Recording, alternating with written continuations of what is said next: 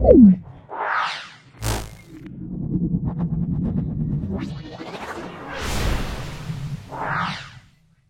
আমাদের 5 নম্বর স্কুল, সেটা হলো যাদবপুর বিদ্যাপীঠ। যাদবপুর বিদ্যাপীঠ চলে এসো। দেখে নাও, আপেক্ষিক তাপের একক আমরা বলবো ক্যালোরি পার গ্রাম ডিগ্রি সেন্টিগ্রেড। একটি টেস্ট টিউবে জিঙ্ক এবং লৌহ সালফিক অ্যাসিডের বিক্রিয়ায় বর্ণহীন যে গ্যাস উৎপন্ন হয়, যা শব্দ সহ নীল শিখায় জলে, তার নাম হলো আমরা বলবো হাইড্রোজেন বলবো। টিন এবং সীসা মিশিয়ে ফিউজ তার তৈরি করা হয়, কারণ দেখো পরিবাহী তারের গলনাঙ্ক টিন এবং সীসা উভয়ের থেকে অনেক কম হয়। তারপর দেখো কোনটি তাপগ্রাহী পরিবর্তন, পোড়াচুন থেকে কলিচুন তৈরি। তরমুজে পাওয়া যায়, সেটা হলো ইউরিএচ। কোনটা তড়িৎ বিশ্লেষণ হয়, গ্লুকোজ। শুষ্ক তড়িৎ কোষে তড়িৎ বিশ্লেষণে ব্যবহার করা হয়, সেটা NH4Cl। তারপর দেখো MnO4 2- ইলেকট্রন বর্জন করছে, MnO4-। এটা হলো আমরা জারণ, ইলেকট্রন বর্জন করছে, ইলেকট্রন বর্জন করলে আমরা জারণ বলবো। তাহলে লোহার সাইকেলের হ্যান্ডেলের উপর ক্রোমিয়ামের প্রলেপ দিতে হলে অ্যানোড হিসাবে আমরা বিশুদ্ধ ক্রোমিয়াম ব্যবহার করব। তরলের স্ফুটনাঙ্ক তরলের চাপের উপর কিভাবে নির্ভর করে? দেখে নাও, চাপ বাড়লে দেখো আমরা কি বলবো, স্ফুটনাঙ্ক বৃদ্ধি পায়। তাহলে আমরা বলবো চাপ বাড়লে স্ফুটনাঙ্ক বৃদ্ধি পায়। তাহলে এটা আমরা কত বলবো, 37 পেজে বলবো, টেক্সট বই 37 আমরা পেয়ে যাব। তারপরে দেখে নাও, 0 ডিগ্রি সেন্টিগ্রেড তাপমাত্রায় 4 গ্রাম বরফকে 200 ক্যালোরি তাপ দেওয়া হলো, কি ঘটবে? তাহলে দেখো, বরফ গলনের লীন তাপ, বরফ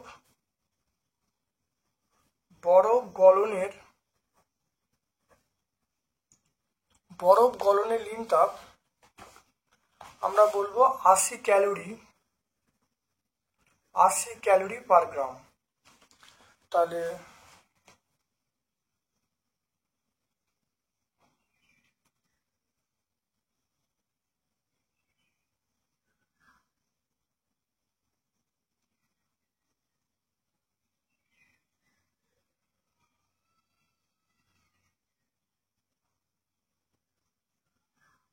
দেখো, বরফ গলনের লীন তাপ হলো 80 ক্যালোরি পার গ্রাম। তাহলে 80 ক্যালোরি তাপে 1 গ্রাম বরফ জলে পরিণত হবে।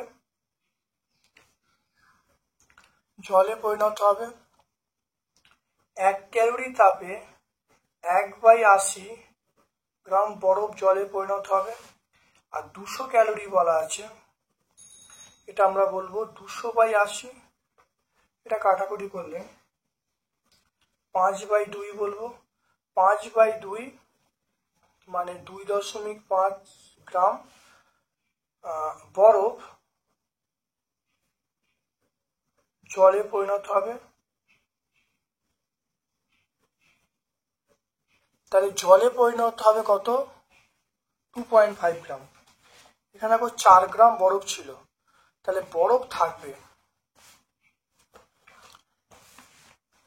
তাহলে আমরা বলবো অতএব, তাহলে দেখো 80 ক্যালোরি তাপে 1 গ্রাম বরফ জলে পরিণত হবে, 1 কত, 200 কত, তাহলে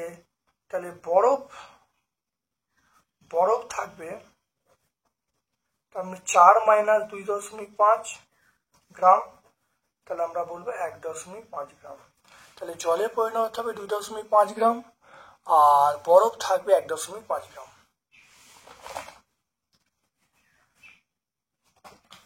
এরপর চলে এসো, দেখো গরমকালে ঘামে ভেজা শরীরে হাওয়ার সামনে দাঁড়ালে আরাম বোধ হয়, কারণ ঘামের বাষ্পায়ন ঘটে। তারপর দেখো NaCl এর তড়িৎ বিশ্লেষণে ক্যাথোড অ্যানোডে কি পাওয়া যায়? দেখো NaCl এর তড়িৎ বিশ্লেষণে ক্যাথোডে পাওয়া যায় Na ধাতু, আর অ্যানোডে পাওয়া যায় Cl2 গ্যাস। তারপরে দেখো নাও, সন্ধ্যেবেলা শিশির পড়ে না, ভোরের দিকে শিশির পড়ে, এটা আমরা টেক্সট বই 40 পেজে পাবো। ওই দিনের বেলা থেকে শুরু করব।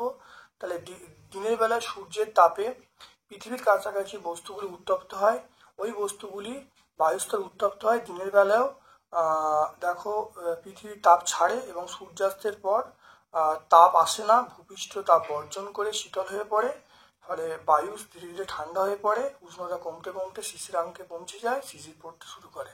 দেখে নাও। তারপরে চলে এসো বরফ। বরফ ভাসে কেন? দেখো বরফ জলে ভাসে কেন? বরফ, দেখে নাও, বরফের ঘনত্ব জলের তুলনায় কম হয় জলের ওপর, তাই বরফ ভেসে থাকে। তাহলে বরফের ঘনত্ব জলের থেকে কম হয়, সেই জন্য বরফ ভেসে থাকে। বাড়িতে ধুনো দেওয়ার সময় বড় টুকরোর চেয়ে সমান গুঁড়ো টুকরো খুব তাড়াতাড়ি জ্বলে ওঠে কেন? মনে রাখতে হবে, তাহলে গুঁড়ো করলে অনুঘটকের কার্যকারিতা বৃদ্ধি পায়, ফলে অনুঘটক তাড়াতাড়ি কাজ করে।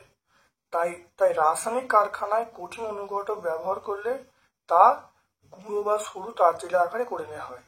এই জন্যই এই ঘটনাগুলো ঘটে। তাহলে আমরা বলবো বাড়িতে ধুনো যদি গুঁড়ো করে দেওয়া হয়, তাহলে ওটা অনুঘটকের কার্যকারিতা বেড়ে যাচ্ছে, ফলে তাড়াতাড়ি কাজ করে বা তাড়াতাড়ি জ্বলে উঠছে। দেখতে পাচ্ছ? এরপর দেখো তড়িৎ বিশ্লেষণ কাকে বলে। গলিত ও জলীয় দ্রবণে কোনো পদার্থের মধ্যে বিদ্যুৎ পাঠানোর নামই হলো তড়িৎ বিশ্লেষণ। এটা আমরা বলে দেবো, পেজ নাম্বার 103-এ পাবো। এটা আমরা টেক্সট বই 103-এ পাবো। তড়িৎ লেপনের উদ্দেশ্য কি? তড়িৎ লেপনের উদ্দেশ্য দেখে নাও, ধাতুকে রক্ষা করা, দীর্ঘস্থায়ী করা এবং আকর্ষণীয় করে তোলা। তাহলে ধাতুকে রক্ষা করা, দীর্ঘস্থায়ী করা, আকর্ষণীয় করে তোলা। তারপর দেখো তড়িৎ চালনা করলে Na plus Cl minus SO4 2 minus Mg2 plus OH minus. মনে রাখবে ক্যাটায়নগুলো আকৃষ্ট হয়, ক্যাটায়নগুলো ক্যাথোড দিকে, অ্যানায়নগুলো সেটা হলো অ্যানোডের দিকে। দেখো ক্যাটায়নগুলো, দেখো Na প্লাস এবং Mg2 প্লাস এটা হলো ক্যাথোডের দিকে, আর দেখো SO4 2 মাইনাস এবং OH মাইনাস এটা আমরা কি বলবো, অ্যানোডের দিকে। যেসব পানিরা জলে থাকে তারা গ্রীষ্মকাল ও শীতকালে জলের উপরের কোন কোন স্তরে থাকতে আরাম করে? যুক্তিসহ ব্যাখ্যা দিতে বলছে। যেসব পানিরা জলে থাকে তারা গ্রীষ্মকালে ও শীতকালে কোন স্তরে থাকতে আরম্ভ করে? দেখে নাও, সবসময় জলে নিচের স্তরে থাকতে আরম্ভ করে, কারণ জল তাপের কুপরিবাহী বলে গ্রীষ্মকালে ওপরের স্তর গরম হলেও সেই তাপ নিচে পৌঁছাতে পারে না। আবার শীতকালে উপরিভাগের তাপ বর্জন করে ঠান্ডা হয়ে গেলে জলের উপরিস্তর পেরিয়ে তাপ বর্জন করতে পারে না, মানে নিচের স্তরটা বেশি তাপ বর্জন করতে পারে না। ফলে আমরা বলবো গ্রীষ্মকালে ঠান্ডা এবং শীতকালে গরম থাকবে নিচের স্তর, সেই জন্য তারা জলের নিচে থাকতে তারা পছন্দ করে। বুঝতে পারলে? দেখে নাও, খুব ভালো করে বুঝে নেবে, ভালো করে খাতায় লিখে নেবে। এরপর চলে এসো, একটি পরিষ্কার বিকারে কিছুটা পাথিত জল নিয়ে তার মধ্যে 2 চামচ তুঁতে এবং কয়েক ফোঁটা সালফিউরিক অ্যাসিড মেশানো হলো। এবারে লোহার পেরেককে ব্যাটারি নেগেটিভ প্রান্তের সঙ্গে যোগ করা হলো, তামাকে পজিটিভ প্রান্তের সঙ্গে যোগ করা হলো, তুঁতের দ্রবণে ডুবিয়ে দেওয়া হলো এবং 15 থেকে 20 মিনিট তড়িৎ চালনা করা হলো। ক্যাথোড অ্যানোডে কি পরিবর্তন লক্ষ্য করা যাবে? ক্যাথোড অ্যানোডের বিক্রিয়া লিখতে বলছে। দেখে নাও ভালো করে।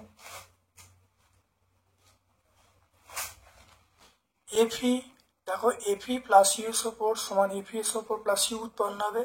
তাহলে কোন বিক্রিয়াগুলো? দেখো লোহার সঙ্গে নীল বর্ণের কপার সালফেট বিক্রিয়া করলে সেটা হলো ফেরাস সালফেট এবং ধাতব কপার উৎপন্ন হবে। এটা প্রথম হলো। এরপরে দেখো কি হবে, দেখো যে ঘটনাটা ঘটবে, দেখো কপার সালফেটটা বিশ্লিষ্ট হয়ে যাবে Cu2 প্লাস, আর দেখো SO4 2 মাইনাস, আর এটা বিশ্লিষ্ট হয়ে দেখো ক্যাথোডে দেখো যে বিক্রিয়া ঘটাবে Cu2 প্লাস প্লাস 2টো ইলেকট্রন সমান Cu, আর অ্যানোডে দেখো Cu মাইনাস 2টো ইলেকট্রন সমান Cu2 প্লাস। তাহলে এখানে দেখা যাবে যে ক্রমশ দেখা যাবে অ্যানোডটা ক্ষয় হতে থাকবে, এবার অ্যানোডের ভর হ্রাস থাকবে এবং ক্যাথোডের ভর বা ক্যাথোডে কপার জমা হতে থাকবে।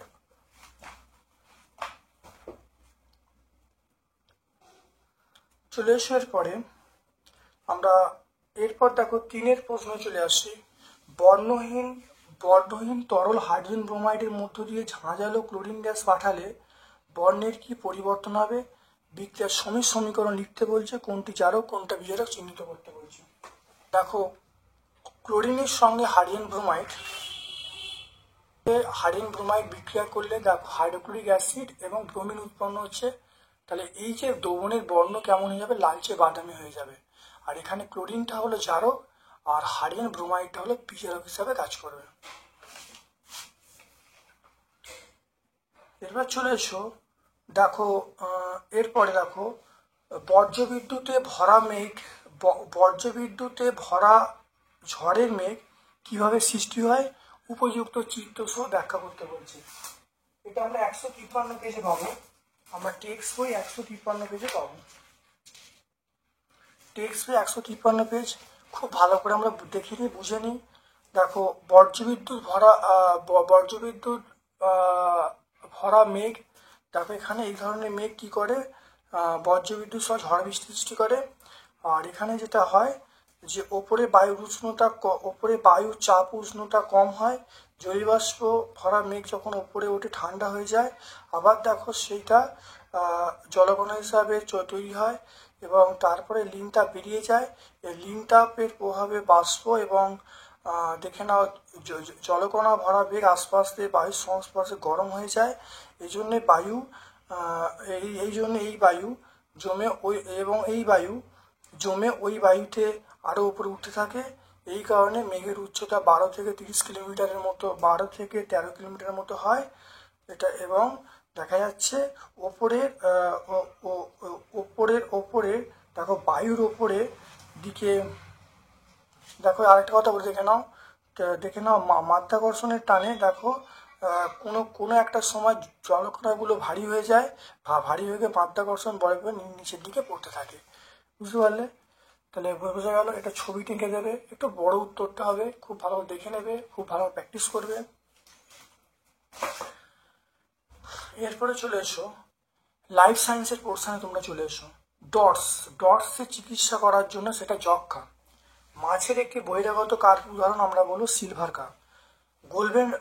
গোল্ডেন রাইস আমাদের শরীরে কোন ভিটামিনের চাহিদা পূরণ করে? Vitamin A. তারপর দেখো কোন মাছি ইঁদুরের দেহ থেকে প্লেগ রোগ বহন করে? এটা আমরা বলবো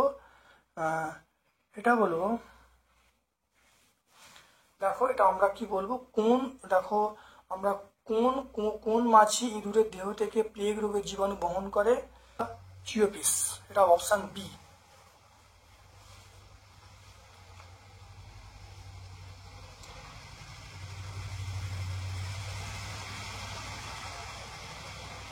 তোমরা চলে এসো এরপর চলে এসো সিটার মুরগি উদাহরণ আমরা বলবো সিটার মুরগি উদাহরণ লেঘর্ন, এটা মিথ্যা।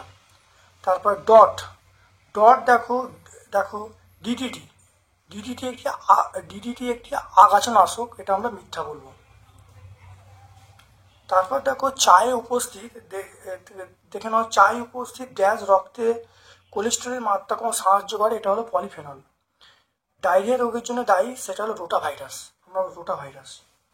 ডেঙ্গি দেখে নাও ডেঙ্গি রোগে অনুচক্রিকা হ্রাস পাওয়ার কারণ কি? রক্ত তঞ্চন হতে পারে না। রক্ত হ্রাস পেলে ডেঙ্গি রোগে অনুচক্রিকার হ্রাস পেলে রক্ত তঞ্চন হবে না।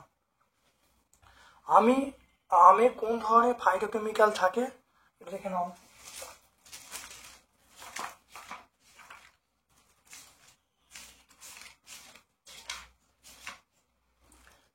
আমি বলবো বিটা ক্যারোটিন ফাইটোকেমিক্যাল থাকে। এরপর দেখে নাও ধানে কোন জাতের ক্ষেত্রে বীজতলা তৈরি করতে হয়? এটা আউশ বলবো। এরপর চলে একটু কন্দ জাতীয় একটি ফসলের উদাহরণ আমরা আলু বলবো, আদা বলবো। হেপাটাইটিস ভাইরাস মানুষের কোন অঙ্গ ক্ষতিগ্রস্ত করে? হেপাটাইটিস ভাইরাস মানুষের কোন অঙ্গ ক্ষতিগ্রস্ত করে? দেখে না, হেপাটাইটিস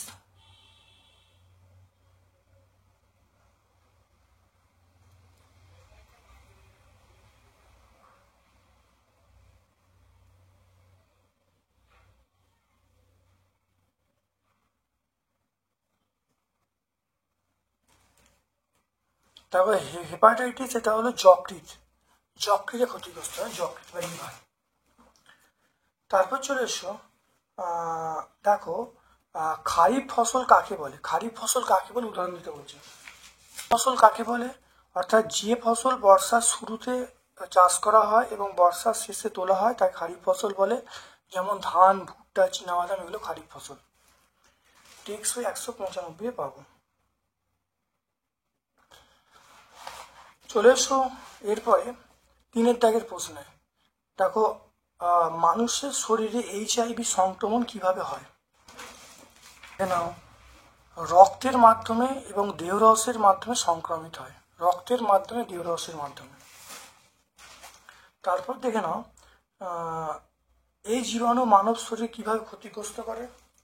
দেখে নাও, ক্ষতিগ্রস্ত যেটা করে সেটা হলো দেহের রোগ প্রতিরোধ ক্ষমতা সম্পূর্ণ ভেঙে দেয়, দেহের রোগ প্রতিরোধ ক্ষমতা সম্পূর্ণ ভেঙে দেয় এই ভাইরাসের জন্য। এরপর চলে এসো ব্যাটারি খাঁচায় মুরগি পালনের পদ্ধতি। 208 যে মুরগি পালনের পদ্ধতি, তোমরা এটা লিখে দেবে। তবে এখান থেকে এখান পর্যন্ত লিখে দেবে, লিখে দিলে কিন্তু হয়ে যাবে কীভাবে মুরগি পালন করা হয়। এটা আমরা টেক্সট বই 208 পাবো। তারপরে চলে এসো চাষের জমিতে বীজ বপন ব্যবহারে দুটি সুবিধা লিখতে বলছে। চাষের জমিতে বীজ বপন যন্ত্রের দুটি সুবিধা লিখতে বলছে। দেখো, 1 নম্বর হলো এই যন্ত্র দ্বারা সঠিক দূরত্বে এবং সঠিক গভীরতায় বীজ বপন করা সম্ভব।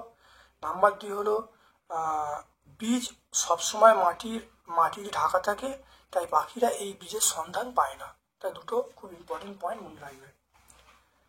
তারপরে চলে এসো, এরপরে তোমরা এসো যে মাছ চাষে পালন পুকুর বলতে কি বোঝায়। দেখে নাও, পালন পুকুর বলতে দেখো ডিম পোনা চাষ হয় আঁতুর পুকুরে, ধানি পোনা চাষ হয় সেটা আমরা বলবো পালন পুকুরে। তাহলে পালন পুকুরে আমরা বলবো ধানি পোনা চাষ হয়। অর্থাৎ যে পুকুরে ধানি পোনাগুলো বেড়ে ওঠে তাকে আমরা কি বলবো, তাকে অর্থাৎ ধানি পোনা থেকে চারা পোনা, অর্থাৎ যে পুকুরে ধানি পোনা থেকে চারা পোনা তৈরি হয় তাদেরকে আমরা পালন পুকুর বলবো।